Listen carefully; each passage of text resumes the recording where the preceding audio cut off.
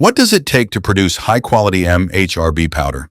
Let's explore the key stages of processing, quality control, and packaging. The journey begins with carefully prepared Mimosa Hostilis Root Bark. The bark is milled using specialized equipment to create a fine powder. The powder then passes through a sieving process to achieve a uniform particle size and smooth texture. This helps ensure consistency from batch to batch. Quality checks are performed throughout the process. The powder is inspected for appearance, color consistency, particle size, and moisture levels. Batches are also screened for foreign matter, excess debris, and unwanted plant material. These checks help maintain product consistency and quality standards before release. After approval, the powder moves to the packaging stage. It is packed in clean, secure, food-grade packaging designed to help protect the product during storage and transportation. Each package is properly labeled and prepared for distribution.